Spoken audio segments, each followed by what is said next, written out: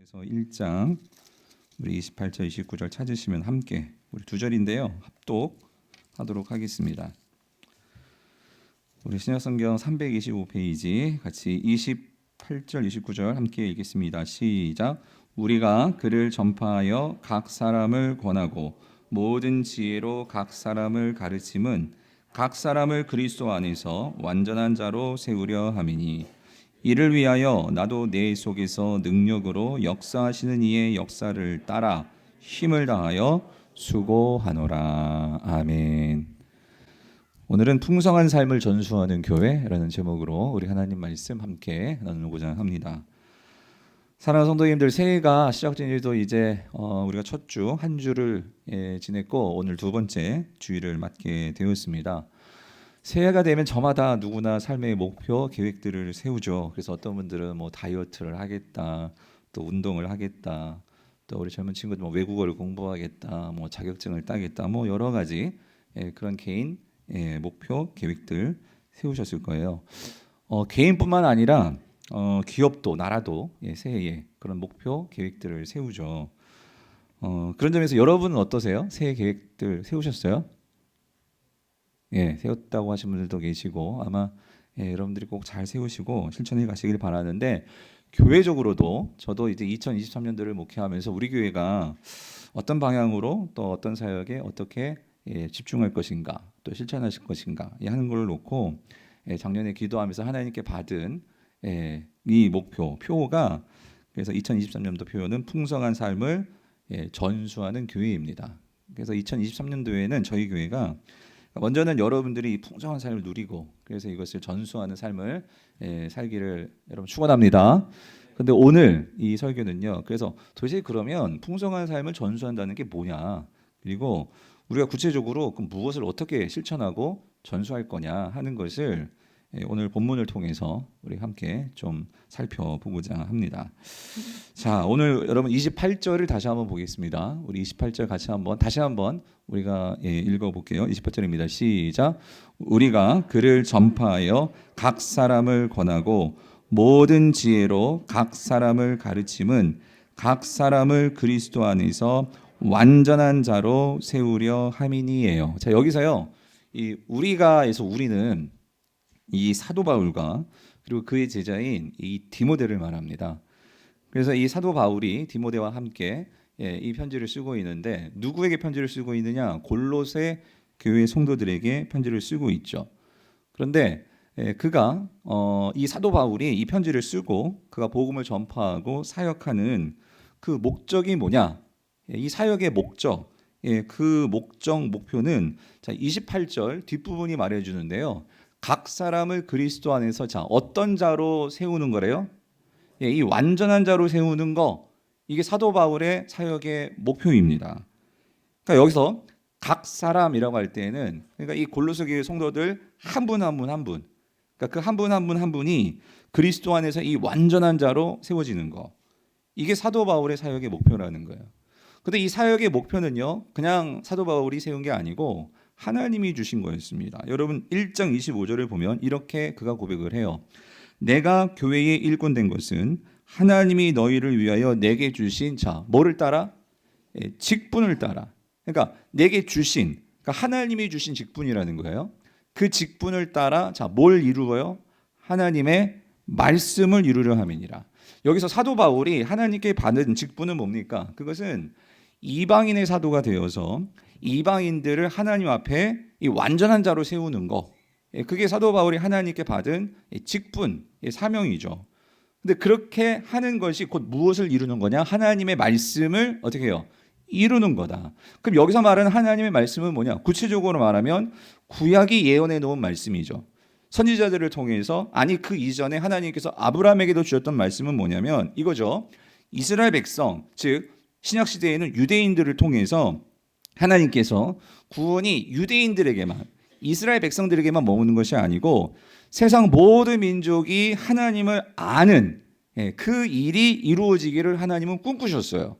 즉 이 세상 모든 민족이 하나님을 알도록, 즉 이방인들이 하나님의 자녀가 되는 거, 그게 하나님의 말씀, 하나님의 구원의 역사가 이루어지는 거죠. 지금 사도 바울은 내가 그 일을 위해서 부름받았다 그 소리예요. 그래서 내가 지금 고린도 교회 성도들 너희를 위해서도 사역하고 있는데, 그래서 나의 사역의 목표, 나의 계획이 뭐냐? 그것은 다시 28절로 와요. 오늘 본문. 각 사람을 그리스도 안에서 어떤 자요? 완전한 자로 세우는 것이다. 이것은 하나님께 받은 사명이고 하나님께서 내게 주신 목표고 계획이다. 이 말을 하고 있는 거예요. 자, 그렇다면 여러분, 우리 조금 더 한참 더 들어가서, 그럼 사도 바울이 그토록 말하는 이 완전한 자, 완전한 자로 세운다고 했는데 이 완전한 자의 의미가 뭐냐는 거예요. 성도님들, 여기서 이 완전하다라는 의미는요, 결국 우리가 완전해진다 이 말은 우리가 전혀 뭐 실수도 없고 죄도 안 짓고 뭐 무결점의 그런 완벽한 그런 사람이 된다, 그런 사람으로 만드는 거다, 그런 의미일까요? 아닙니다. 인간은 이 땅을 살면서 우리는 완전할 수가 없습니다. 우리는 구원받았지만 또 여전히 죄를 짓고 또 그 죄의 문제를 해결받고, 여러분 우리는 그렇게 이 세상을 살아가요. 완전할 수가 없어요. 그런데도 여기서 이 완전한 자라고 말한다면 그럼 도대체 이건 무슨 의미냔 말이죠. 그것은 여기서 완전한 자의 의미는 그리스도 안에서 점점 이 땅에서 완전한 자의 모습을 보여주셨던 그 완전하신 분이신 예수 그리스도를 닮아가는 삶이 완전한 자로 세워진다는 의미라는 거예요. 성도님들, 그래서 여기서 이 완전이라는 의미는요, 어떤 완료의 의미가 아닙니다. 여기서 사도 바울이 말하는 완전한 자로 세운다라는 의미는요, 진행의 의미가 있어요. 즉 우리가 예수 그리스도를 알고 예수 그리스도를 배우고 예수 그리스도를 따라가며 점점 우리가 계속해서 예수를 닮아가는 그 과정, 그 진행, 그것이 완전한 자라는 그 의미에 있는 거예요. 근데 여기에 한 가지 더 중요한 의미가 있는데, 우리가 그렇게 예수를 닮아가고 따라가려면 저와 여러분들 마음에 어떤 상태가 돼야 예수님을 따라갈까? 우리가 진짜 예수님을 사랑해야 됩니다. 우리가 정말 그 예수님이 나의 전부라는 확신과 신뢰와 그분에 대한 이 진실된 마음이 있어야 됩니다. 그러면 이 완전한 자라고 할 때는 어떤 완벽의 의미라기보다도 우리 안에 진실성을 말하는 거예요. 내가 진짜 주님을 따르기를 원하고, 내가 정말 주님과 함께 살기를 원하고, 정말 주님이 아니면 살 수 없습니다 하는 이러한 진실성, 이게 있을 때 우리는 계속해서 예수를 잃지 않고 그분을 따라가고 닮아가게 된다는 거죠. 그래서 여러분, 이게 골로새서가요, 참 에베소서하고 많이 이렇게 내용이 중복되고, 또 결국 에베소서나 골로새서나 누가 썼죠? 바울이 썼잖아요, 바울이. 그러니까 이 완전한 자라는 의미가 에베소서에서 명확하게 드러난 대목이 있는데요, 그게 에베소서 4장 13절입니다. 우리 4장 13절 같이 한번 읽어볼게요. 시작. 우리가 다 하나님의 아들을 믿는 것과 아는 일에 하나가 되어 온전한 사람을 이루어 그리스도의 장성한 분량이 충만한 데까지 이르리니, 여러분 이게 완전한 자가 되는 거란 말이에요. 이게 완전한 자의 개념이라는 거예요. 그래서 골로새서는 이거를 총체적으로 완전한 자라고 표현했다면 에베소서는 이걸 하나하나 세부적으로 들어가서 그거를 설명하는 개념이에요. 그럼 완전한 자가 뭐냐? 완전한 자는요, 하나님의 아들을 먼저 뭐 해야 돼요? 믿어야 됩니다. 하나님의 아들이신 예수 그리스도에 대한 신뢰가 있어야 돼요. 그런데 여러분, 신뢰만 있어도 되는 게 아니고요, 완전해지려면 뭐가 있어야 되느냐? 아는 일이 있어야 된다. 여기서 아는 일이라는 것은 어떤 의미일까요? 이건 지식적인 알을 말하는 게 아니고요, 내가 그리스도를 정말로 신뢰하잖아요. 그러면 그 신뢰하는 예수 그리스도를 따르는 구체적인 뭐가 있어야 될까요? 행함이 있어야 됩니다. 삶이 있어야 된다, 그 소리예요. 그 믿음과 이 행함이 하나가 되는 것이 뭐죠? 진짜 그때 완전해지는 거예요. 그래서 여기서 하나가 된다는 건 뭐냐면 믿음과 행함의 일치가 있을 때 그 사람이 진짜다, 그 소리예요. 거기 진정성이 있다, 그 소리예요. 내가 신뢰를 한다고 하는데 삶에서는 주님을 따라가지 않아요. 그건 진짜가 아니죠. 그건 진정성이 없는 거죠. 아직도 나의 마음 가운데는 나를 주인으로 모신 게 아니에요. 다른 주인이 있는 거예요. 세상에 다른 주인이 있는 거예요. 그런데 내 삶에서 진짜 그 예수 그리스도를 신뢰함으로 내 모든 것들을 그분께 맡기고 그분을 따라간다. 이게 진짜죠. 이게 진실성이 있는 거죠. 그럴 때 하나가 될 때 어떤 사람을 이루어? 온전한 사람을 이루어. 여기서는요, 여러분, 이 온전하다라는 단어를 썼잖아요. 온전한 사람. 근데 이게요, 이 온전한, 이게 헬라어가 텔레이오스인데, 텔레이오스. 근데 이 텔레이오스, 여기서 온전하다는 이 텔레이오스라는 이 단어하고요, 오늘 골로새서 1장 23절에 나오는 완전한 자라는 단어가 똑같은 단어예요. 그러니까 결국 완전한 거, 온전한 거 똑같은 의미거든요. 예. 그래서 우리가 결국 이겁니다. 온전하든지 완전하든지 똑같은 의미인데, 그런데 여기서는 이제 예수님이 아버지가 온전한 것 같이 너희도 온전하라고 마태복음에 이 말씀이 나오거든요. 그래서 바울이 이제 그 단어를 갖고 온 것 같아요. 근데 구약에서는 하나님께서요, 이 온전과 완전을 이 단어를 쓰십니다. 내가 뭐한 것 같이 너희도 뭐 해라? 내가, 우리 레이기 봤잖아요. 내가 거룩한 것 같이 너희도 어떡하라? 거룩하라. 그러니까 여러분, 거룩이 뭐냐는 거예요. 거룩. 이 거룩이라는 것은 결국 이거예요. 우리가 하나님을 믿는 것과 아는 일이 하나가 될 때, 거기서 진정한 진정성이 나오고, 그럴 때 우리는 뭐예요? 온전한 사람이 되고 완전한 사람이 된다, 그 소리입니다. 그래서 여러분, 우리가요, 이 믿는 것과 아는 일이 하나가 되어야 되는데, 어떨 때는 하나가 될 때도 있고 안 될 때도 있어요. 왜냐하면 우리가요, 끊임없이 이 세상으로서 영향을 받거든요. 생각을 하는데 실제적으로 나의 삶이 따라가지 못할 때가 있고요, 그렇게 살고는 싶은데 또 때로는 시험에 빠져서 우리가 나의 믿음이 흔들릴 때가 있단 말이에요. 그래서 여러분, 하나님께서 여기서 중요한 건 이거예요. 우리가 여기서 다 그랬죠. 다. 우리가 다, 이 말은 뭐냐면은요, 이 4장 13절이 정말 완전한 자가 되기 위해서는요, 이 세팅이 필요해. 뭐냐면 이게 혼자서는 되지 않는다, 그 소리예요. 그래서 예수 그리스도를 믿는 것과 아는 일이 하나가 되기 위해서는요, 서로 도와주고 챙겨주고 간섭해주고 보호해주고 기도해주고 하는 뭐가 필요할까요? 공동체가 필요하다, 그 소리입니다. 그래서 하나님을 아는 일과 믿는 일, 이 일이 하나가 될 수 있도록 우리를 어디로 넣어주셨냐면, 저와 여러분들을 어떤 공동체? 교회라는 공동체에 지금 이 자리에 이렇게 모여 있도록 하나님께서 우리를 공동체로 묶어다 주셨다, 그 소리입니다.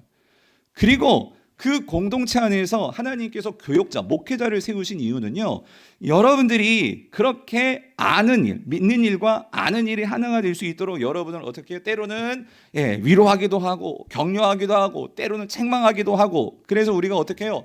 정신을 차리고 우리 모두가 어떤 사람이 되도록 그리스도 안에서 그 장성한 분량에 이르르는, 여기서 이르르니의 의미는요, 이거는 계속의 의미란 말이에요. 근데 이게 계속되면 좋은데, 다시 말씀드립니다, 우리가 가다가 멈출 때가 있고요, 실족할 때가 있고요, 교회 안 나오고 벗어날 때가 있고요. 그래서 우리가 성도들이 가서 또 권면하고 같이 또 어떻게 기도해주고, 또 교육자들이 또 그 성도들을 어떻게 찾아가서 또 신방도 하고, 여러분, 이런 공동체가 교회다, 그 소리입니다. 예. 자, 그래서 하나님께서 이런 교회로 세우셨고, 사도 바울도 그래서 내가 지금 이거를 골로새 교회를 성도들을 두고 내가 완전한 자로 세우기 위해서 이것이 나의 사역의 목표다라고 말을 하고 있다라는 거예요. 자, 근데 여러분, 그러면 왜 우리가 진짜 이렇게 완전한 자가 되어야 되는 것일까요? 우리가 왜 완전한 자로 세워져야 하는 것일까요? 그 이유를 에베소서 바로 이어지는 13절은요, 그 이유를 이렇게 말씀합니다. 이는 우리가 이제부터 뭐가 되지 아니하여? 어린아이가 되지 아니하여 사람의 속임수와 간사와 유혹에 빠져 온갖 교훈의 풍조에 밀려 어떻게 요동하지 않게 하려 함이라, 그 소리입니다. 그건 뭐냐면 예수 그리스도가 우리를 구원해 주셨습니다. 우리를 하나님의 자녀가 되게 해주셨고요, 여러분들에게 새로운 신분으로 교회 공동체에 묶어놓으셨고 우리가 이 땅을 살아가게 하세요. 그런데 우리가 그렇게 하나님의 은혜를 받고 새로운 신분과 새로운 자녀들, 하나님의 자녀가 되었는데 이 땅을 살아갈 때 우리가 많이 어때요? 흔들린다, 그 소리예요. 삶에 고난이 찾아오고 어려움이 찾아오고 어떤 문제가 있을 때 우리가 어때요? 흔들려서 때로는 내 신앙의 뿌리마저 뽑힐 지경에 이르는 성도들이 있다, 그 소리입니다. 그래서 오늘 여기에서 사도 바울이 말하는 것은 왜 우리가 완전한 자가 되어야 되느냐, 그리스도의 장성한 분량이 충만한 데까지 계속해서 우리가 진행으로 나아가야 되느냐, 그것은요 이거예요. 어린아이가 되지 않기 위해서다, 그 소리. 어린아이가 되지 않기 위해서.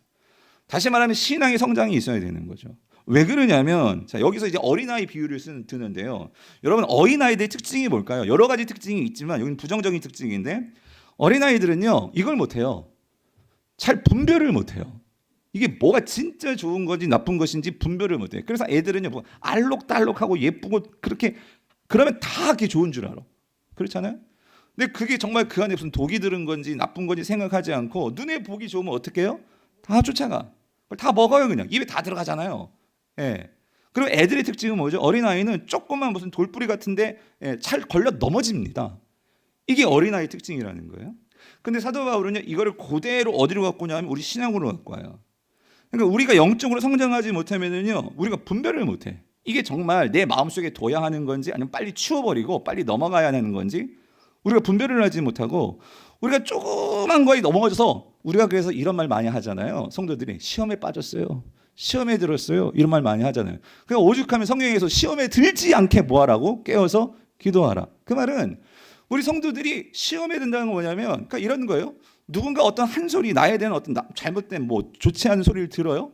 그러면 그거는 빨리 분별해서 이건 내 마음속에 둬서는 안 되는 거예요. 그럼 빨리 그걸 치워버리고 지나가고 해야 되는데 그거를 마음에 꼭 두고 막 쌓아놓고 그거를 묵상하면서 살아요. 그러면 반드시 뭐 들어요? 시험 듭니다. 시험에 들어요. 넘어지는 거예요. 네. 여러분 사단은요 이걸 너무나 잘 알아요. 만약에 제가 여러분과의 관계에서 여러분이 조금 마음을 아프게 하거나 좀 섭섭한 말을 했어요. 그럼 여러분 뭐 들어요? 왜 이렇게 잘 알지? 시험에 들죠. 그럼 어떤 문제가 있어요? 이게 문제예요. 이 강단에서 아무리 제가 하나님의 말씀을 옳게 전해도 여러분 그 말씀이 들려요? 안 들려요? 뭐가 보여요? 제 얼굴만 보여요. 저 목사가 그러면서 여러분 그러니까 이게 뭐냐면은 어른은요 그걸 분간할 줄 알고 그거를 그냥 넘길 줄 알고 이게 신앙의 성장인데 이게 완전한 자다 그 소리예요. 그런데 이게 안 되면 우리가 어떻게 넘어지고 분별 못하고 결국 우리 신앙에 문제들이 생긴다 그 소리죠. 사랑하는 성도님들 그렇기 때문에 우리가 뭐가 필요하냐면요 그리스도. 그러니까 여러분 이 세상에서 그 숱한 모욕과 숱한 어려움과 시험 속에서도 완전하신 분으로서 그 모든 것을 뚫고 나가신 그래서 우리가 누구를 바라봐야 돼요? 예수 그리스도를 바라보고 그분을 닮아가는 것이 결국 이 모든 것에서 우리가 걸려 넘어가지 않고 그런 악에 빠지지 않고 그런 삶을 살아갈 수 있다 그 소리입니다.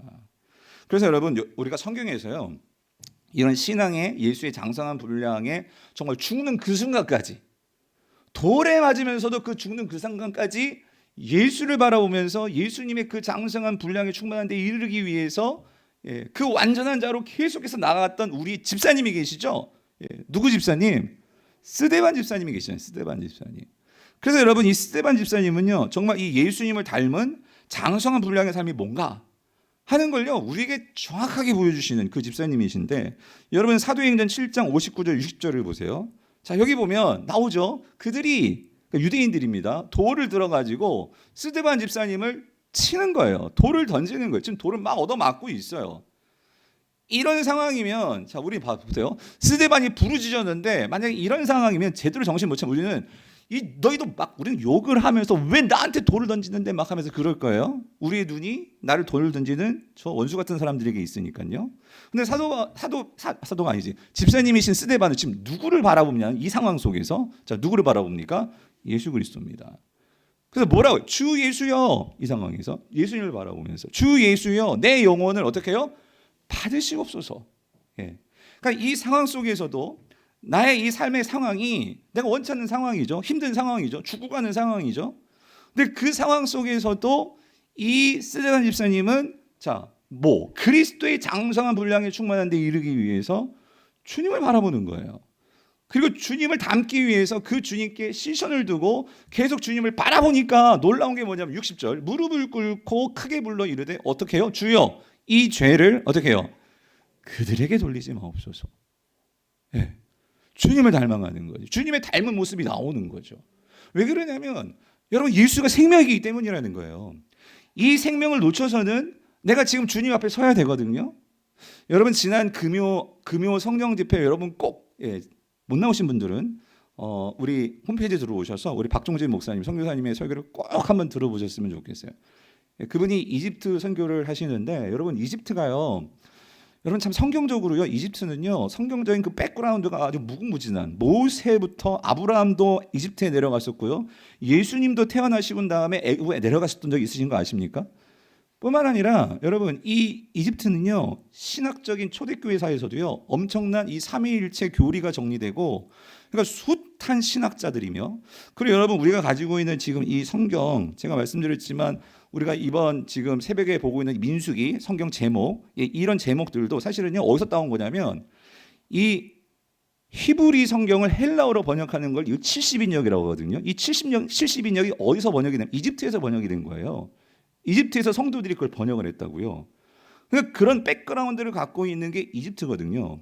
그래서 그런 신앙의 뿌리가 있어요. 뿌리가. 그런데 그 나라가 이슬람이 되었단 말이에요. 그런데 그 이슬람이 되었는데도 그런 신앙이 2000년 뭐 7세기에 결국은 이슬람이 들어와 가지고 거기에서 이제 성도들이 무수한 박해를 받았는데 근데 그런 박해 속에서도 지금까지 그 신앙의 뿌리를 지키고 있는 그 성도들을 뭐라고 한다고 했죠? koptic 크리스찬. 이 koptic 크리스찬 한 10% 되는 그 무슬림 속에서 이 koptic 크리스찬들이 있단 말이에요. 근데 그들도 놀라운 게 오늘 이스테반 선교사님의 모습이 아우 목사님 그건 성경 이야기니까 그게 아니라 여러분 사진 보셨죠? 그 이슬람 IS가 그 koptic 선교사 그 청년들 세워놓고 21명인가요? 다 참수하는데 그때 요구했던 건 뭐예요? 너희들 예수 안 믿고 알라 믿는다 하면 다 살려줄게. 그런데도 그들이 거기서 어떻게 해요? 신앙을 지킨 거예요. 나는 그 예수님 포기할 수 없습니다.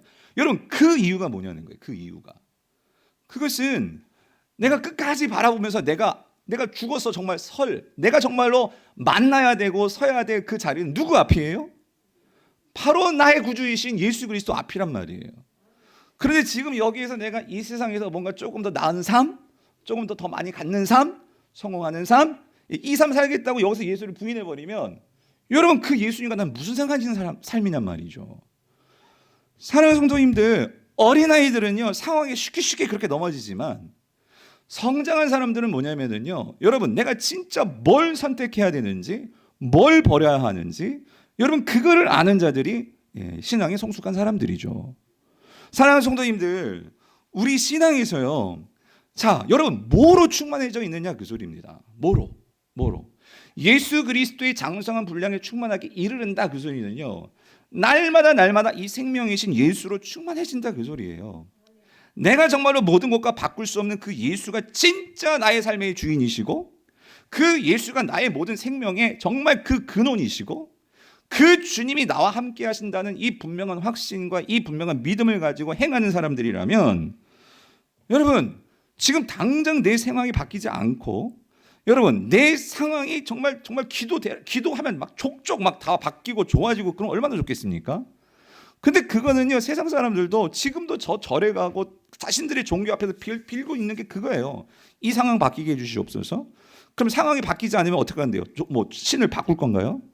사랑하는 성도님들 진짜 구원이 뭐냐고요. 진짜 구원은요 내 상황이 지금 이러한 참수되는 현장에서도 그 예수를 버리지 않고 그 예수를 따라가며 오히려 그 참수하는 그 자들을 용서할 수 있는 오늘 스데반 집사님 같이요.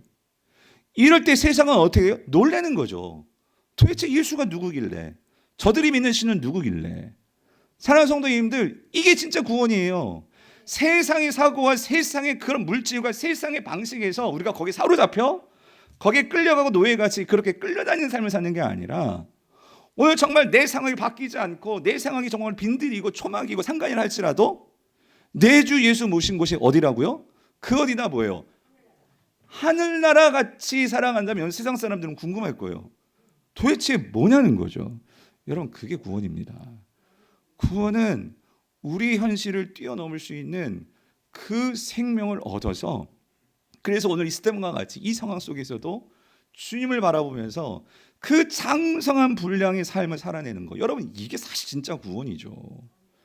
저는 올해 저와 여러분들의 삶에요 이런 구원과 장성한 분량으로 충만한 데 이르시는 성장하시는 우리 모든 성도님들 될 수 있기를 축원합니다.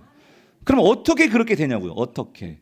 그래서 28절이 세 가지를 말해줘요. 어떻게 우리가 완전한 자로 세워질 수 있느냐. 그 첫 번째 방법은요 전파하는 것입니다. 그래서 28절 보면 첫 번째로 사도 바울이 말하죠. 그를 뭐하여? 전파하여라고 말합니다. 이건 지금 사도 바울 입장에서 말하는 거예요. 이게 무슨 말이냐면 여기서 전파하다라는 이 헬라어 동사는요 이 카탕겔로라는 헬라어 이 단어의 정확한 뜻은요 설교하다 그 소리예요. 지금 사도 바울은요, 이 골로새 교회 성도들에게 뭘 하냐면 설교를 합니다. 그렇죠? 그러면 성도들의 입장에서 사도 바울이 설교를 하잖아요. 뭘 설교하겠어요? 하나님 말씀을 설교하겠죠. 예수 그리스도를 설교하겠죠. 그러면 그 설교를 가지고 우리가 어떻게 성장할 수 있느냐? 여러분 이겁니다. 첫 번째로 우리가 성장할 수 있는 장성한 분량으로 우리가 나아갈 수 있는 첫 번째 첫 길은요, 강단에서 주일날 선포되는 이 설교 말씀을 잘 들으셔야 된다 그 소리입니다. 이건 제 말이 아니라 사도 바울이 지금 말하는 거. 우리가 그를 설교한다 그 소리예요. 이 말은 이 설교를 잘 들어야 된다 그 소리입니다. 공예배 시간에 선포되는 이 설교 말씀을 여러분들이 귀담아 잘 새겨 들으셔야 한단 말입니다.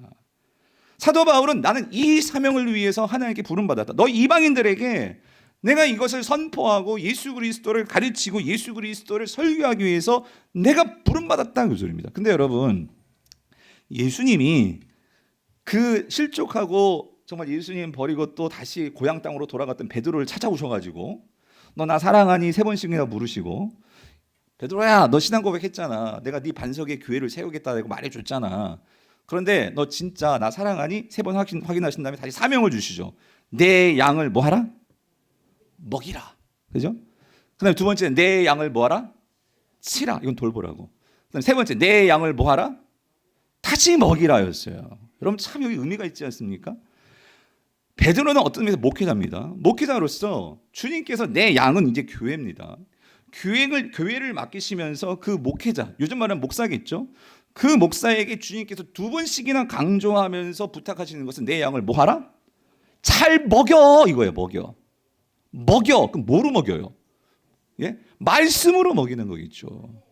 사랑하는 성도님들, 저는 여러분들이 위임하도록 여러분들이 뽑아주셨고, 그리고 노회의 권위로 이 교회 위임을 받았습니다. 담임 목사입니다. 그럼 담임 목사로서 제가 다른 거를 다 잘해도 이거 못하면 여러분 저는 직무위기예요. 뭘까요?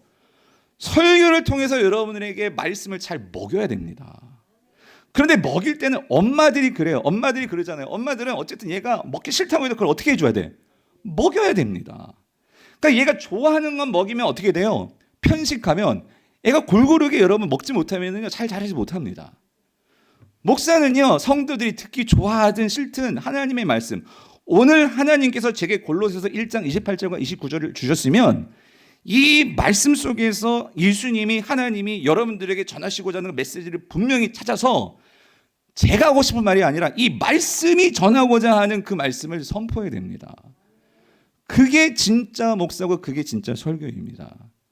제가 왜 이 말씀을 드리냐면, 여러분 아무리 목사가 청상 뉴스로 막 여러분 막 웃겨가지고 울렸다가 막 그냥 그렇게 하면 막 우리는 막 거기 좋아가지고 막 그냥 그럴 때가 있잖아요. 근데 여러분 그러는데 아무리 그렇게 설교를 잘 해도 그 설교에 여러분 이분이 빠지면 여러분 그 설교는 다 가짜입니다. 잘못된 거예요. 뭘까요? 예수 그리스도가 빠지면 안 된다 그 소리예요. 예수 그리스도가 어떤 분이시고 무엇을 하셨고 그분을 통해서 우리에게 이루어진 일이 선포되지 않는다면, 왜? 우리는 누구를 바라봐야 돼? 예수 그리스도를 바라봐야 되거든요. 여러분들 얼마나 세상에서 많은 세상을 바라보면서 실족하고 소망을 잃고 힘들게 이쪽에 나오셨잖아요. 그럼 물론 제가 여기서 막 여러 가지 뭐 세상 이야기, 재밌는 이야기 막 하면서 울리기도 하고 유머도 섞어가면서 할 수도 있어요. 그런데 여러분 그렇게 했을 때 과연 남는 게 뭘까요? 웃기는 얘기만 남는다면 여러분 설교 잘못 들은 거죠. 예수 그리스도가 남아야 되는데, 여러분 보세요. 제 말이 아니라 여기서 사도 바울이 말하죠. 전파하는데 뭘 전파한대요? 누구를 전파한대? 그를.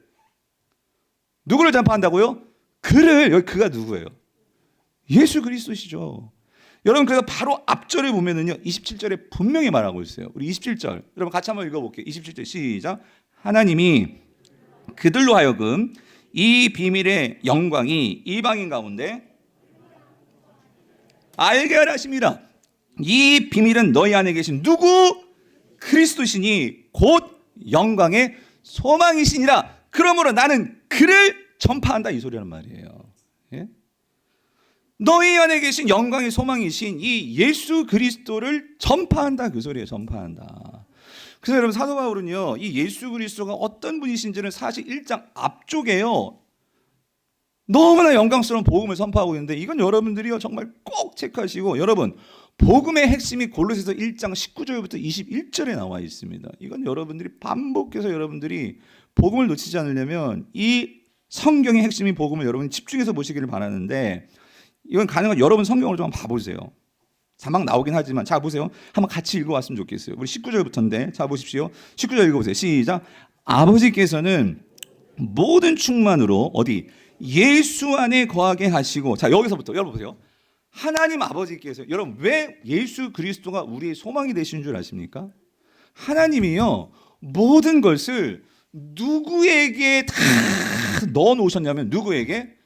예수 그리스도 안에 거하게 하셨다 그 소리예요. 모든 충만을 예수 그리스도 안에 넣어 놓으셨다. 이 말은 뭐냐면 여러분, 여러분의 삶의 모든 삶의 결핍과 아픔과 상처와 이 모든 것들을 치유할 수 있는 것은 이 세상의 그 어떤 무엇이 아닙니다. 정말 궁극적으로 하나님께서 우리가 어떤 문제를 해결하기 위해서 우리는 누구에게 나가야 되냐면요, 모든 것으로 충만하신 예수 그리스도에게 나아가셔야 돼요. 그분을 만나야지만 우리가 내 삶에 충만함이 임할 수 있단 말이에요. 그러므로 여러분이 예수를 잘 모르고 예수를 잃어버리고 예수님 아무 상관이 없으면, 여러분 아무리 무슨 뭐 봉사를 하고 찬양을 하고 뭐 목사 할아버지가 된다 해도 목사도 예수를 충만하지 않는 목사가 될 수도 있어요. 그러면 여러분 그 성도들은 더 비참해지는 거죠. 모든 충만으로 예수 안에 거하게 하시고, 특별히 우리 직분자들은요, 찬양하신 여러분도 마찬가지로 내 안에 뭐로 충만한가를 항상 보셔야 돼요. 예수 그리스도로 충만하게 하여 주시옵소서. 근데 그 예수 그리스도가 어떤 일을 하셨습니까? 20절 보니까 그의 십자가의 뭐로? 피로. 십자가의 피로 뭐를 이루사? 화평을 이루사. 누구와 화평일까요? 하나님과의 화평을 이루어 주시는 거예요. 그래서 만물, 곧 땅에 있는 것들이나 하늘에 있는 것들이나 그로 말미암아, 예수 그리스도로 말미암아 자기와, 여기 자기는 하나님입니다, 하나님 아버지와 뭐하게? 화목하게 되기를 어때요? 기뻐하심이라. 그러니까 예수 그리스도를 통해서 하나님과 우리가 화목할 수가 있거든요.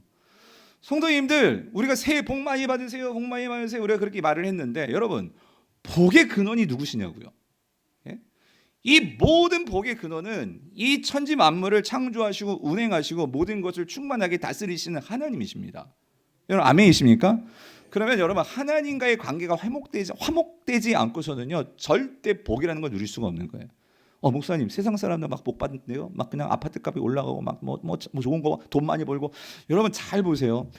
여러분 그거는요 하나님도 얼마든지 그렇게 할 수 있는데, 사단은요 그런 복, 가짜 복을 가지고 우리를 완전히 사로잡아서, 하나님이 아닌 우리는, 하나님은 그렇게 되면 세상적인 복을 누리면 누릴수록 한 가지 분명한 것은요, 하나님과 멀어집니다. 예. 왜? 하나님이 필요가 없어요.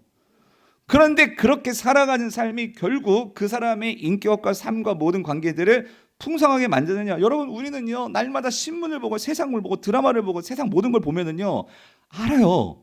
결코 그게 우리를 풍요롭게 하지 않는다. 그런데도 우리가 결국 삶 속에 들어가면 우리도 그 풍요를 쫓아, 그거를 소망해. 이게 비극이에요 여러분. 그런데 오늘 예수 그리스도를 통해서 우리가 하나님과의 진정한 화목을 누리게 되면, 여러분 우리가 정말 하나님이 주시는 진짜 하나님과의 관계에서의 풍성한 삶을 누리게 되면, 여러분 우리의 삶이 달라질 수밖에 없어요.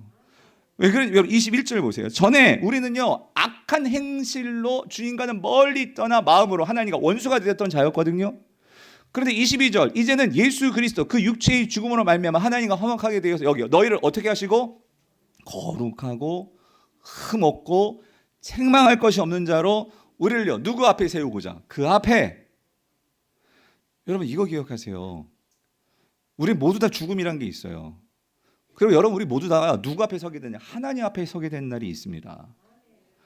여러분 그날을 정말로 기억하고 우리가 어떤 모습으로 이 삶을 살아가야 될까? 내 한 번뿐인 이 인생, 여러분 그거를 생각하는 자들이 되어야 돼요. 그래서 그 앞에 섰을 때 예수 그리스도를 따라가고 그 예수 그리스도를 닮아가고, 그럴 때 우리는 날마다 새롭게 거룩해지고 흠이 없고 책망할 것이 없는 그런 자로 하나님 앞에 서게 된다는 거예요. 이 믿음을 가지고, 그래서 23절, 너희가 이 믿음을 가지고 그 믿음에 거하고 그 터 위에 굳게 서게 되면은요 너희들은 들은 바, 자 이 복음의 소망을 가지고 이 땅에서 어떤 자들이 되지 않아? 흔들리지 않게 된다 그 소리입니다. 예? 그리고 그리하리라, 이 말은 이 모든 것들을 다 누리게 된다 그 소리입니다. 그런데 여기 한 가지, 이 모든 것들을 누리게 되고 화목하게 되고 이 모든 것들의 그로 말미암아 예수 그리스도 십자가, 여러분 그 중심에 누가 있죠? 이 복음의 중심에 누가 있습니까? 예수 그리스도. 사랑하는 성도님들, 그러면 우리는요, 신약성경은 끊임없이 이 예수 그리스도를 깊이 생각해라, 이 예수 그리스도를 닮아가라, 이 예수 그리스도를 따라가라. 여러분 그게 바로 그 이유입니다. 여러분 올 한 해 다른 모든 계획들이 있겠지만 여러분들, 여러분의 삶에 흔들리지 않은 내 삶의 견고한 반석, 여러분의 삶에 흔들리지 않은 유일한 소망, 이 예수 그리스도에 여러분의 삶을 두지 않으면요, 제가 단언코 얘기할 수 있는 것은 여러분 삶은 분명히 흔들립니다. 그게 건강의 문제든지 재정의 문제든지 관계의 문제든지 어떤 문제든지 우린 닥치면은요 다 흔들립니다. 그렇기 때문에 제가 이 강단을 통해서 선포하는 건 날마다 우리 성도들이 흔들리지 않게 하여 주시옵소서. 그래서 예수 그리스도를 선포하는 거예요. 성도님들, 그래서 분별하셔야 돼요. 요즘 이 시대는요 설교의 홍수의 시대입니다. 정말 유명하신 목사님도 많고 정말 뛰어나신 목사님도 많아요. 그런데 여러분 잘 분별하셔야 됩니다. 뭐냐면 듣기 좋은 설교가 아니라 그 설교가 정말 이 복음의 소망이신 예수 그리스도가 분명하게 드러나는 설교이냐, 여러분 그 설교를 찾아서 들으십시오. 유튜브에서 설교를 들으신다면. 그리고 저는 여러분들의 여러분들을 먹여야 하는 사명을 받은 목사로서 그래서 저는 예수를 전하는 거죠. 첫 번째 설교고요. 두 번째는요 이거예요. 우리가 예수 그리스도를 닮은 완전한 자로 세우는 방법은요, 각 사람을 권하라 그 소리예요. 그래서 여기 보시면 각 사람을 권하고 그랬잖아요. 그죠? 여기서 이 권하다라는 헬라어가 이 누테세오라는 이 동사, 누테세오는요 이 두 가지 명사와 동사가 합성이 된 건데, 이게 먼저 누테세오에서 누스라는 이 단어는요, 이거는 명사인데 이거는 인간의 정신, 지성을 말해요. 자, 근데 뒤에 나오는 이 티세미라는 이 동사는요 이런 거예요. 어떤 뭔가를 제자리에 잘 두는 거예요. 그러니까 이걸 결합하면, 그래서 이 누스와 티세미를 결합하면 어떤 의미가 되냐면 이거예요. 우리의 이 지성, 우리의 생각, 그러니까 우리가 뭔가 받았단 말이에요. 그거를 우리의 정말 우리의 중요한 우리 그 제자리에 잘 둬야 한다 그 소리예요. 그러니까 여러분 논리적으로 보면 지금 하나님 예수 그리스도의 복음을 선포했어요. 그럼 성도들은 그거를 잘 받았죠. 이건 생각이고 하나님의 뜻이고 하나님의 말씀이죠. 그거를 제자리에 잘 두는 게 권하고예요. 여러분들이 설교를 통해서 하나님의 말씀을 잘 받았습니다. 복음을 들었습니다. 그런데 이 자리에서도요, 복음은 듣지만 우리가 금방 이 복음이 그냥 어디론가 날아갈 수 있고요. 또 심지어 여기서 우리가요, 또 제석이 길잖아요. 알아요, 여러분. 그러다 보니까 집중력을 잃어버릴 수도 있어요. 그럼 또 놓칠 수도 있어요. 그리고 아예 주무시면은 이거 완전 통으로 날아가 버리는 거죠. 그런데 여러분, 그렇기 때문에 근데 염려하지 마세요. 염려하지 마세요. 그래서 하나님께서 우리를 어떻게 했냐면 여기 중에 각 사람을 권하고 그랬잖아요. 저는요 설교 시간에요 여러분 각 사람을 권할 수 없어요. 저는 여러분들에게 한꺼번에 권하고 있어요. 근데 여기에서 지금 각 사람을 권하고는 어떤 뉘앙스냐면요, 이건 초대교회는 가능했어요. 초대교회는 가정교회였거든요. 말씀을 들으면서 막 질문했어요. 장로님 이거 어떻게 사실 건데요? 어떻게 적용할 것인데요? 아 제가요 그 말씀 가지고 이렇게 살았는데 이건 참 잘 됐는데 이건 참 어렵대요. 그럼 장로님은 어떻게 하셨는데요? 권사님은 어떻게 하셨는데요? 뭐냐면 각 사람에 대해서 하나님의 말씀이 내 삶의 중심에 잘 자리 잡도록 이거를 해야 돼요. 그래야지만 이게 성장하고 그 말씀을 통해서 삶에서 말씀이 어떻게 작동하고 그걸 통해서 그 삶을 어떻게 살아낼지를 서로 배울 수가 있습니다. 여러분 이걸 우리 교회에 적용하면 이거 어디서 될까요? 어디서 되겠어요?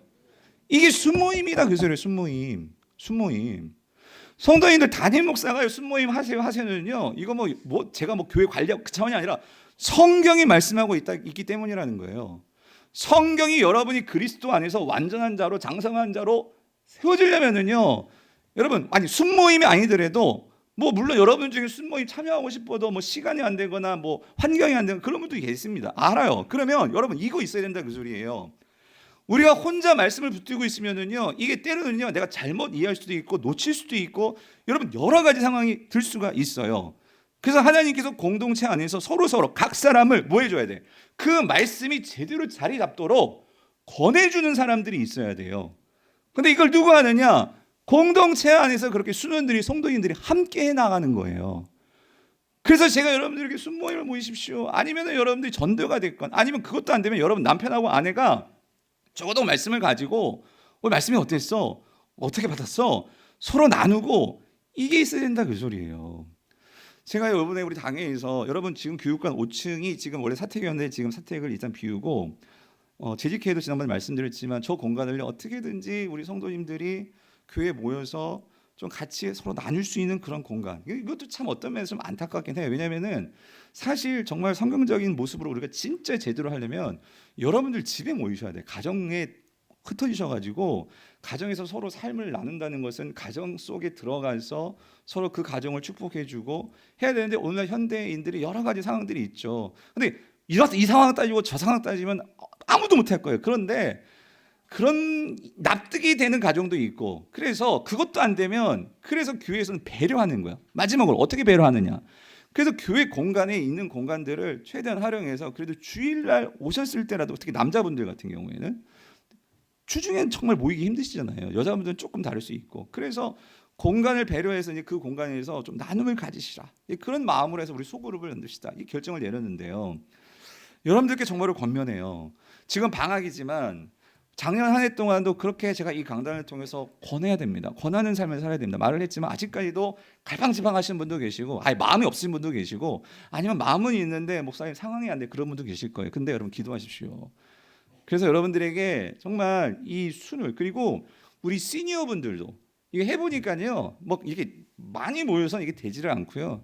그래서 제가 우리 남자 성도님들 중에도 여러분 같이 설교를 듣고 이 말씀을 가지고 서로 함께 삶을 나누고 생각을 나누고, 여러분 그럴 때 하나님의 역사가 임한다 그 소리입니다. 예. 여러분 순종의 지사보가 낫다고 했잖아요. 여러분 정말로 그렇게 한번 모여서 해보십시오. 그럴 때 하나님께서 여러분의 삶에 신앙의 성장이 있나 없나는 1년 지나가서 한번 보자고요. 예. 바라기는 우리 모든 성도님들이 정말 하나님께서 지금 도전해 주신다면 여러분 그 저희 요구하십시오. 그래서 여러분 지금 주보에 방학인데도 보시죠. 거기 그 우리 순장님들과 시간이 나와요. 그래서 여러분들이 보시고 내가 가능한 시간이나 요일이 있으면 여러분 신청하세요. 그리고 시간이 없으면 요구를 하세요. 목사님, 내가 이 요일에 이런 모임을 한다면 내가 모일 수 있을 것 같아요. 그럼 모집해 주세요. 그럼 제가 모집해 볼게요. 그런 요구들을 교육자들에게 하는 거죠. 그래서 여러분들이 꼭 각 사람을 권하는, 이를 통해 성장하는 우리 모든 교회 성도님들 되시기를 축원합니다. 축원합니다. 마지막 세 번째는요, 우리가 그리스도를 닮은 완전한 자로 우리가 성장해 가려면은요, 마지막은 각 사람을 가르쳐야 됩니다. 각 사람을 가르친다. 여러분 여기서 또 한 가지 여러분 오해를 좀 풀으셔야 돼요. 성경에 가르치다라는 단어가 많이 나옵니다. 근데 이 가르친다는 것은 여러분 이거 생각하면 안 돼요. 학교에서 학원에서 지식을 가르치는 것처럼 생각하시면 안 돼요. 성경의 지식도 필요한데 오늘 사도 바울이 말하는 모든 지혜로, 여기 모든 지혜로 각 사람을 가르친다는 것은 어떤 의미냐면요, 이거는요, 자 논리적으로 이렇다고요. 하나님의 말씀이 선포됐어요. 그리고 그것을 우리 마음속에 중심에 잘 뒀어요. 그럼 그 중심에 둔 걸 가지고 어떻게 해야 돼요? 여러분들이 살아야 되죠. 살다 보면, 생활하다 보면 이 말씀이 어떻게 나를 변화시켰는지, 그리고 이 말씀이 얼마나 좋은지, 또 이 말씀이 또 얼마나 힘든지 우리가 그걸 압니다. 그걸 하면서 우리가 뭘 얻게 되냐면, 여기 모든 지혜로 각 사람을 가르치라고 했잖아요. 모든 지식으로 가르치라고 그러지 않으셨어요. 모든 뭐로? 지혜로. 여러분 지혜는요, 삶을 통해서 얻는 거죠. 여기에서는 하나님의 말씀을 삶으로 살아내서 내가 경험해서 얻게 된 그 지혜입니다. 그 지혜를 가지고 어떻게 해야 되느냐? 가르쳐야 돼요. 여기서 정확한 가르친다는 의미는요, 내가 그걸 먼저 살아보고 신앙의 후배나 어떤 문제를 고민하는 그런 성도가 있으면 나도 그걸 갖고 고민했거든요. 내가 이혼을 해야 되는지 떠나가야 되는지, 내가 정말 이 사업을 접어야 되는지, 내가 정말로 여기 술자리에 나가야 되는지, 얼마나 수많은 우리의 삶의 문제와 많잖아요. 저도 그걸 다 경험해보지 않았어요. 근데 여러분들은요, 실제적인 삶 속에서 다양한 삶의 현장에서 어떤 면에서는 여러분들에게는요, 정말 영업하시는 분들에게는 영업하는 그러한 속에서 하나님의 말씀을 통해 살아보고 지혜를 얻으신 분의 그 메시지가 더 적실하실 거예요. 여기서 말하는 건 그겁니다. 그거를 서로 전수하라 그 소리입니다. 전수하라. 그런 노하우를 나만 갖고 있지 말고 서로 전수하는 삶을 살아라. 그래서 성도님들 뒷장에 가면은요, 고린도서 3장 16절에서 사도 바울이 이렇게 얘기를 해요. 그리스도의 말씀이 너희 속에 풍성히 거하여 모든 지혜로 피차 어떻게 해요? 가르치며. 여기서 피차는 어떤 의미일까요? 성도들이 서로 가르치는 겁니다. 여기서 가르친다는 것은 여러분 항상 이렇게 생각하죠. 목사만 가르친다고 생각하잖아요. 사도 바울은 그렇게 말하지 않아요. 여러분들이 말씀을 받았고 말씀이 여러분 속에 풍성히 거해서 그 말씀으로 살아낸 지혜가 있다면 그거를 어떻게 서로 가르쳐라. 그러니까 이 말은 서로 전수해 줘라, 이 말이라는 거예요. 여러분들도 여러분이 하다못해 어디 가가지고 맛있는 맛집에 가가지고 음식을 먹었어요. 너무 맛있어. 그러면 이거 어떻게 해요? 내 아내에게 가르쳐 주죠. 야, 그 집 가봐. 너무 맛있어. 꼭 먹어봐. 말해요, 안 해요? 말해준단 말이에요. 똑같아요. 여러분, 우리가 말씀을 가지고 살아봤어요? 그럼 그 말씀이 어떻게 작동하는지를 알아요? 그럼 그거를 교회 공동체 안에서 서로 어떻게 해야 돼? 나눠야 돼. 전수해 줘야 됩니다. 사랑하는 성도님들, 여기에서 사도 바울이 첫 번째로 왜 아까 우리가 그랬을 때 사도 바울과 디모데가 지금 골로새 교회에게 지금 말씀을 하나님의 복음을 전하고 있다고 했잖아요. 자, 근데 여러분 잘 보십시오. 디모데후서 2장 2절을 보면은요, 이 말씀인데 세 번역을 보면은요, 세 번역을 볼게요. 우리 같이 한번 읽어볼게요. 시작. 그대가 많은 증인을 통하여 나에게서 들은 것을 믿음직한 사람들에게 뭐예요? 전수하십시오. 그리하면 그들이 다른 사람들을 또한 어떻게 해요? 가르칠 수 있을 것입니다. 여러분, 이게 지금 목사보고 하라는 거, 목사 만들라 그 소리입니까? 아니에요. 여러분, 이거 잘 이해하시길 바라요. 설교는 교회와 노예와 위임을 받아서 이거는 모든 성도들에게 공적으로 선포하기 때문에 이건 목사가 해야 돼요. 왜? 이건 책임이 따른 거기 때문에.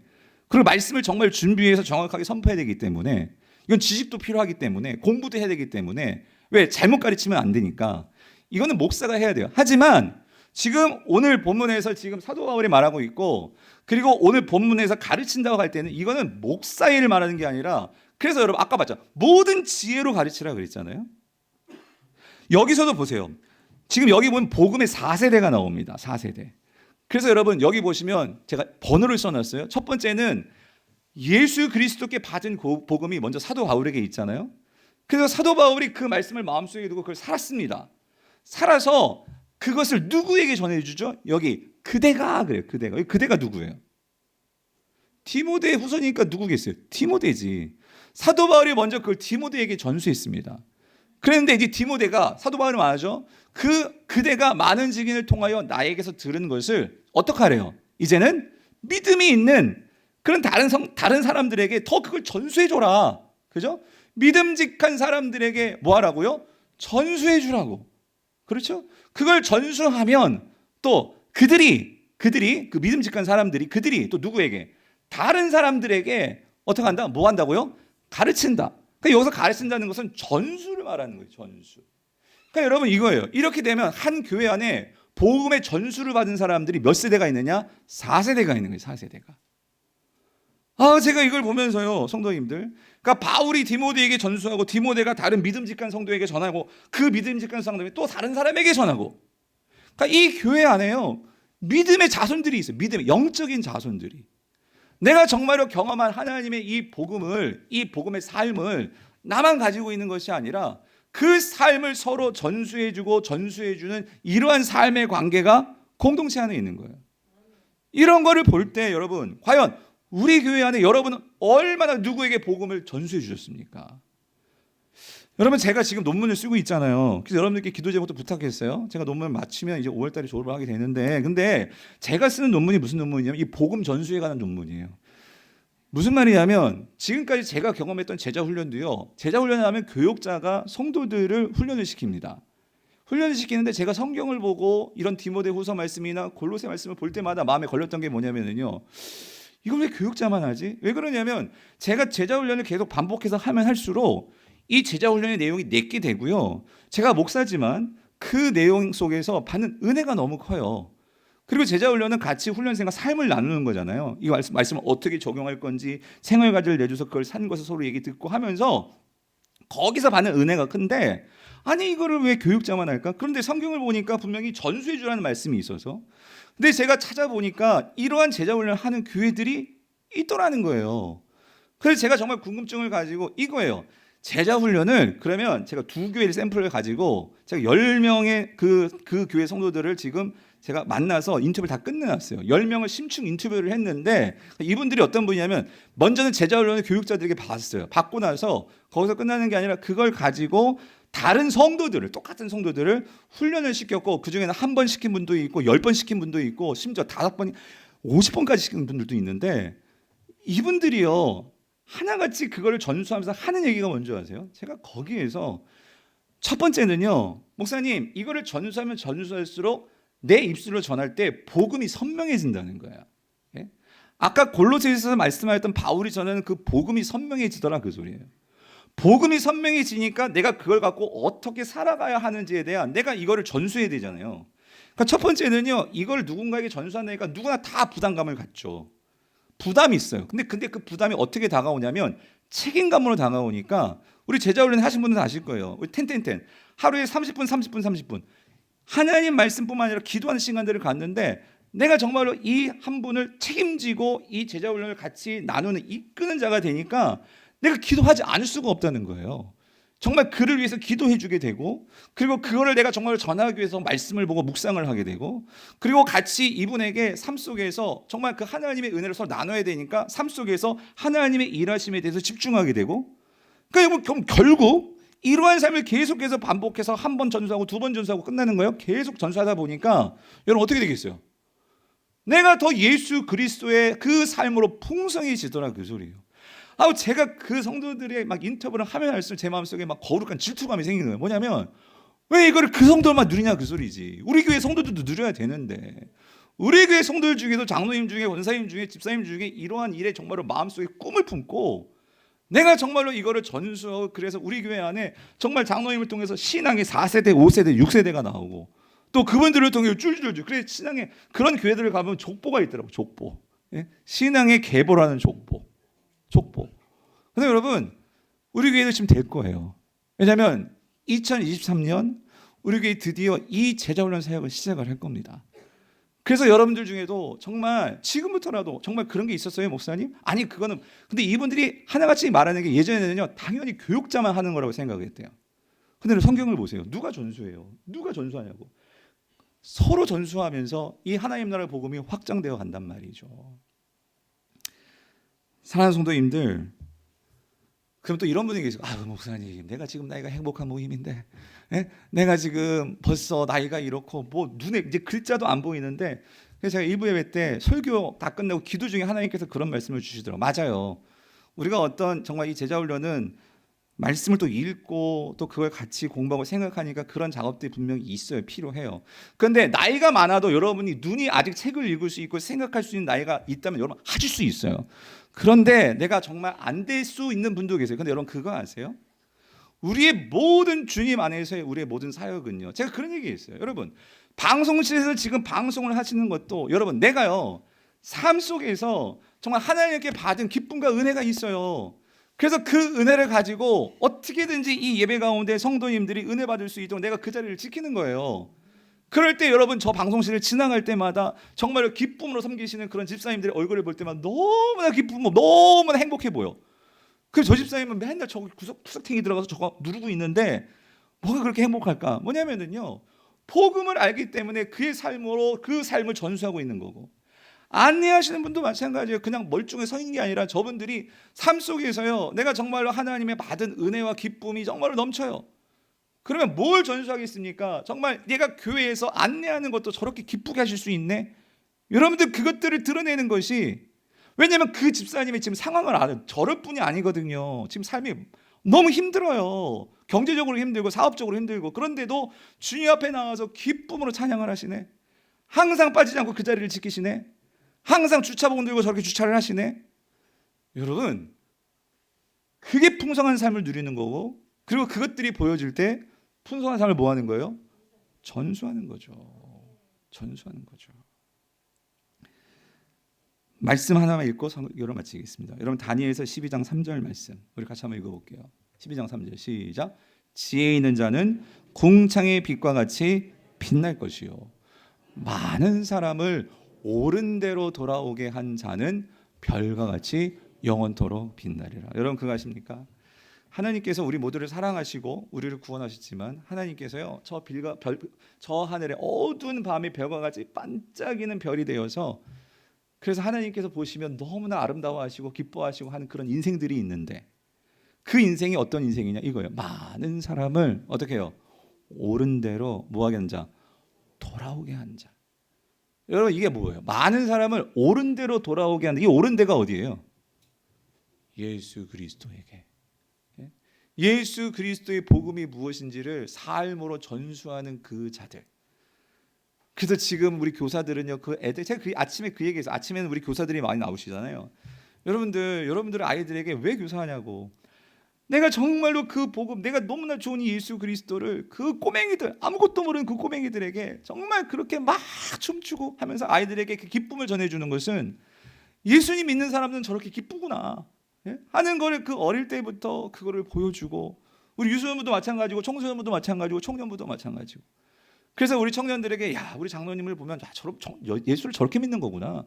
집사님들을 보면 권사님들을 보면 예수를 믿으면 저렇게 섬기시는구나.